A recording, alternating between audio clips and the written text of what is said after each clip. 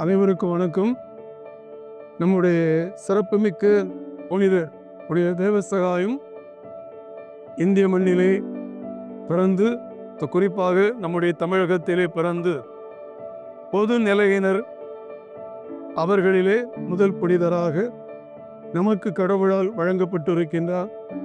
திருச்சபை அவரை நாம் பின்பற்றக்கூடிய புனிதராக நமக்கு அறிவித்திருக்கின்றது. அந்த புனிதருடைய வாழ்வோடு இந்த தட்டார்மடம் மிகவும் தொடர்புடையதாக கருதப்படுகின்றது. ஏனென்றால் நம்முடைய பாரம்பரியத்தின் மூலமாக, வரலாற்றின் மூலமாக அறிந்து கொள்வதன் அடிப்படையில் புனித தேவசகாயம் இவ்வுலகிலே மனிதனாக வாழ்ந்தபோது இந்த பகுதியாக சென்ற போதெல்லாம் இங்கே அவர் இளைப்பாறி சென்றதாக நமக்கு சொல்லப்பட்டுள்ளது. ஆகவே அவர் இளைப்பாறி சென்ற இடம் இப்பொழுது படிப்படியாக வளர்ந்து கொண்டு வருகின்றது. முதலில் ஒரு சிற்றாலை மட்டும் அமைந்திருந்தது. இப்பொழுது சிற்றாலயத்தை சுற்றி ஏராளமான வளர்ச்சி பணிகள் நடைபெற்று கொண்டிருக்கின்றன.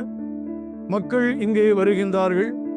புனித தேவசகாயத்தை அவரது பரிந்துரை நாடி அவர் மூலமாக இறைவனின் அருட்கொடைகளை பெறுவதற்காக வந்து கொண்டிருக்கின்றார்கள்.